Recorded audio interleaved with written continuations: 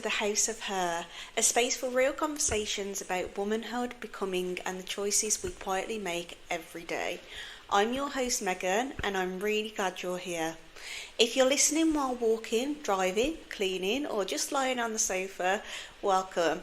And if you ever want to continue the conversation outside the podcast, you can find me on Instagram at the House of Her Show. I genuinely love hearing from what you guys think about these episodes and the topics that I've been selecting to talk about. So on the podcast last week, you will have remembered that I spoke about a little puppy called Flo, which is my mum and dad's new puppy, and it's Otis's niece. So mum and dad have already got Freddie, and he's actually going to get the snip today. So this is being filmed on Wednesday, the Wednesday before it's being released. So he's gone to get the snip today. So we're all a little bit on edge about it and praying that he'll be okay, which I'm sure he will be. So send lots of love our way. But also in with that, you might see her pop up on the podcast today. I've actually got Flo with me. You might not see her from the angle that this is being filmed at, but she's currently on my lap falling asleep. Hello, sweetie. So you might see her pop up today and say hi. So look out for her, little Flo. Today I want to talk about something so many of us do, often without realising it. Why do we give ourselves timelines to start things? So why do we say, I'll start on Monday? I'll start next month. I'll do it in the new year, once things have calmed down. Or when I feel ready, or when I feel more ready, when realistically we already have what we need to even begin it. But before we go there, let's slow everything down for a moment, as always. So if you can take a deep, slow breath in, and then a gentle breath out. Let your body soften where it's holding tension, the jaw, the shoulders, the chest. Bring to mind one thing you're grateful for right now. Something simple, something real. It might be something you've done today if you're listening to this later on in the day. It might be something for yesterday. It might be a quiet moment, a warm drink even, a sense of safety, or simply the fact you pressed play today. Let that settle. So my gratitude for today is, well, it's not just today, it's this week in general. So I'm still at home, as you'll see by the setting. And this week it's been a bit crazy. There's a few things that have happened, and it's now changed plans because of it over Christmas. So this week, just for my gratefulness, I'm really grateful that I've got to catch up with a lot of friends. So some of these friends I actually haven't seen since before Otis passed away, because as you know, I was not in the headspace to be able to communicate, connect. I just wasn't in that headspace for it. So this week, now I'm feeling much lighter. I've been to go and see some of my old friends that I haven't seen for a while, and we've had such nice catch-ups, and the friends that I've had around for a long time since I was in like year 9 at school. If obviously you're in the UK school system, you'll understand that. And yeah, it's just been so nice getting together with them, spending time with them again, and just having a bit of a laugh and seeing how they are in life. So if any of you guys are listening to this, I'm sure you are. It's just been so nice catching up with you this week. But also on the flip side of that, I've also had a bit of a blonde moment this week, and because my head gets very spaced out at times, just because of everything I've been through recently, my headspace can get a little bit scatty. Oops. So because of that, as you know from the podcast last week, you will have heard me say that I was meant to be flying to Spain for Christmas, and I should have been flying out tomorrow. However, I realised last week I hadn't packed my passport. So my passport is still up in Scotland, which is about 9 hours away from here. And I haven't packed it. So I've kind of been umming and ahhing what to do this week. I've looked into obviously passport, I haven't got my passport, but I've looked into trains, driving back up, but it's just the sheer knowing that I've got to drive 9 hours and back because I'm flying from Manchester. My energy's just not there. So I think I've finally come to the realisation that I'm probably not going to be in Spain for Christmas, which I'm very gutted about. It also means my friend is going to be out in Spain by herself. So obviously that is not great either. So yeah, very grateful to have spent time with friends this week, but also I'm very clumsy, and unfortunately we've had the realisation that that's happened as well. So possibly no Spain for Christmas.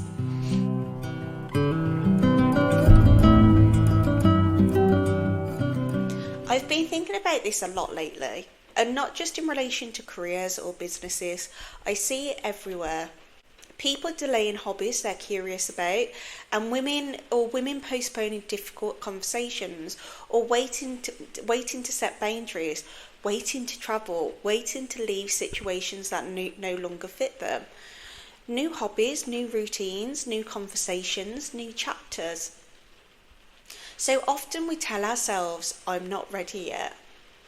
I just need a little bit more time. I need to get my head straight first. I'll do it when life settles. But most of the time, we're not actually waiting for time. We're waiting for our nervous system to feel safe enough to move. So, why Monday? Why January? Why a new month? Why summer instead of winter?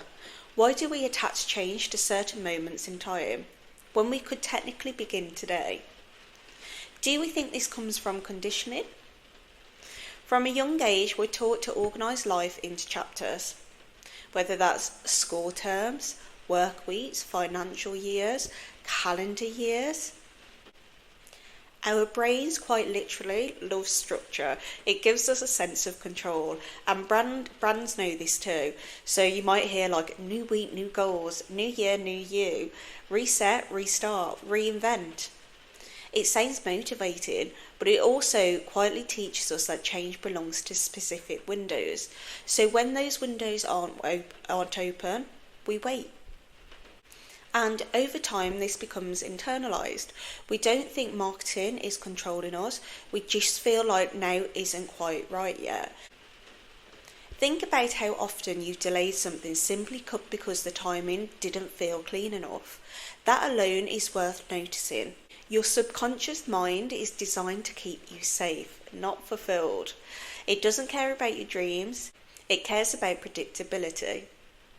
Starting something new introduces uncertainty, identity shifts, visibility, emotional risk. So the subconscious offers a compromise. Let's wait.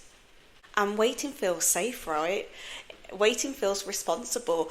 Waiting feels controlled. That is why delaying often feels logical rather than emotional, even when it's quietly draining you. And I don't think delaying is laziness at all. Sometimes it's simply just protection. So when you say, I'll start later, you might actually be saying, I don't want to feel exposed yet. I'm scared of what this might bring up. I don't feel ready to be seen in this way, depending on what the situation is and what it is that you're wanting to do. Because starting isn't just an action, it's an identity shift. Waiting keeps you inside a version of yourself that people understand, people recognise. It doesn't disrupt dynamics. It doesn't challenge expectations. And that's what's comforting. But you also carry the weight of the thing you haven't started too. And that weight quietly drains you over time. I've delayed things I was fully capable of starting. Not because I lacked resources, but because I hadn't emotionally caught up with who I needed to become. Starting this podcast is a perfect example. I had the ideas. I had the voice, I had the platforms that I knew I wanted to broadcast this onto, and I had the curiosity. There was all kind of in the back of my mind, but what I didn't yet have was the internal safety around visibility. So I waited. Not because it wasn't time, But because I was still integrating the version of myself who could do this, who had the confidence to do this, to have the confidence around the opinions of what other people might think of me doing this. And that doesn't mean we're behind, it means we're becoming. We also live in a culture obsessed with optimization. With AI, filters, editing tools, and highlight reels everywhere, it's easy to feel like we should wait until we're more polished, until we're perfect. Do it properly, do it perfectly, do it strategically. So starting becomes heavy. You don't just begin, you prepare endlessly. And delaying starts to feel responsible, but clarity doesn't arrive before movement. It arrives because of it. This is where the book Worthy by Jamie Kern Lima really landed for me. If you haven't already read it, please go out and buy it. Go and make this your priority to read. It's such a brilliant book, and she writes so beautifully as well. She talks about how so many women wait to feel worthy before they act, instead of realising worthiness is something you choose. And you see this echoed in so many public stories. So when you think of Oprah has spoken openly about how she didn't fully step into certain roles until she believed she was allowed to take up that space for it. And then even someone like Beyonce, she spoke about waiting until she felt aligned enough to reinvent herself, not because she wasn't capable, but because identity shifts take time to integrate. These women didn't wait because they weren't capable. They waited because stepping into something bigger requires internal permission. Once you realise this, that waiting is often about internal permission, the next question becomes, okay, but how do we actually change that? Because knowing why we delay doesn't automatically mean we stop doing it. This is where the brain comes in.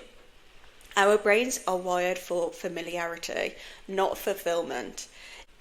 Neuroscience shows us that the brain will always choose what feels known over what feels right, especially if the new thing threatens identity, safety, or belonging. And there's a concept in psychology called cognitive dissonance, the discomfort we feel when our actions don't match who we believe we are. Starting something new creates dissonance because you're acting before your identity has caught up. So your brain tries to resolve that discomfort by saying, let's wait, let's plan more, let's do this later. Not because you're incapable, but because your brain is trying to protect you from uncertainty. And this is where change really actually happens. The biggest myth we're taught is that confidence comes first, but in reality, confidence is built after evidence. James Clear talks about this in The Atomic Habits, again, a great book. Identity doesn't change because you decide it should. It changes because you collect proof. You don't become someone who trusts herself and then take action. You take action, small imperfect actions, and your brain slowly updates the story. That's why waiting for confidence keeps you stuck. Completely stuck. Your brain is waiting for proof that only can come after you start trusting yourself. So instead of asking yourself, am I ready? A more useful question is, what's the smallest action that proves to my brain that this is safe, that I can do this, that I trust this?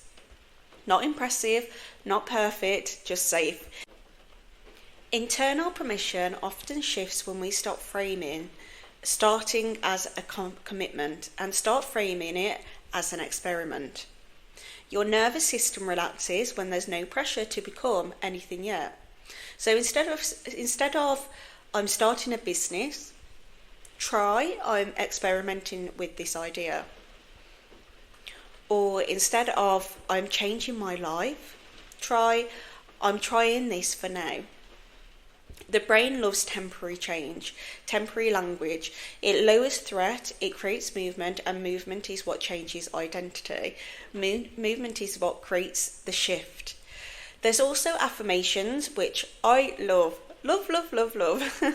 However, affirmations also do get a bad reputation, and that's fair when they're not used correctly. So, saying I am confident when your body feels terrified does not work.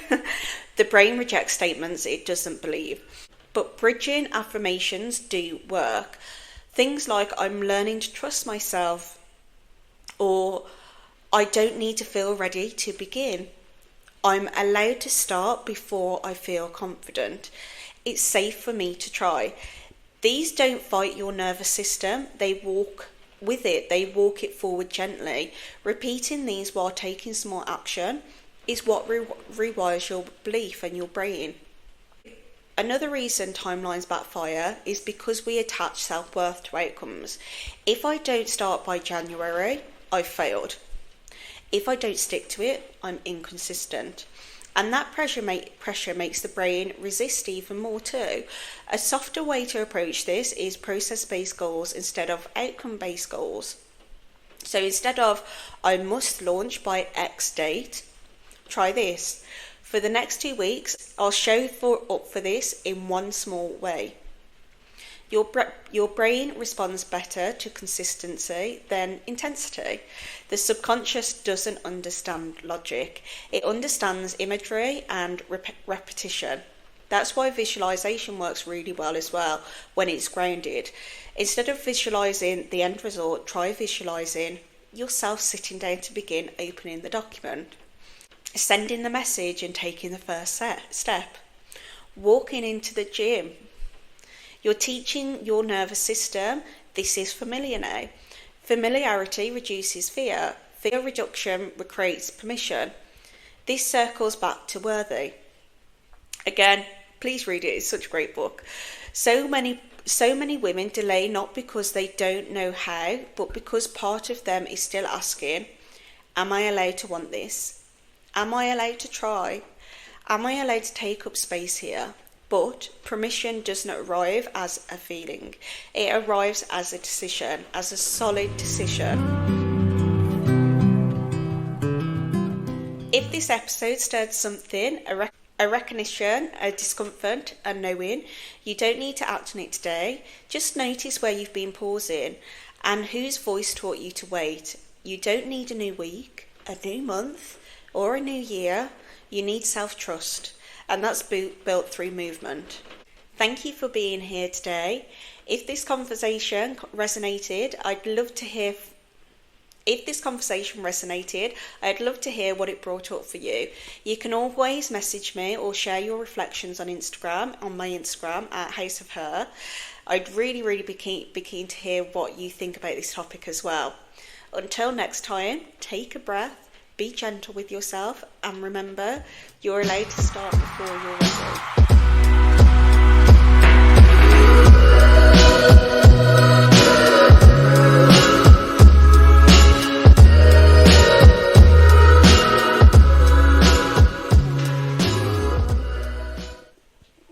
Growling. Just say hi.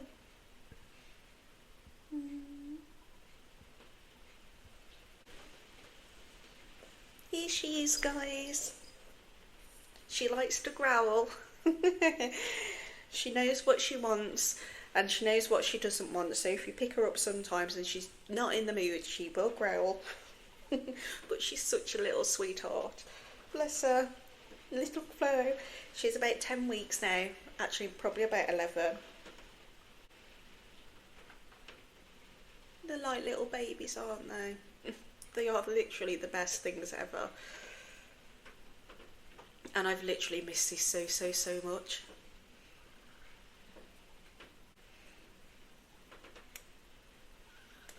I know, sweetie.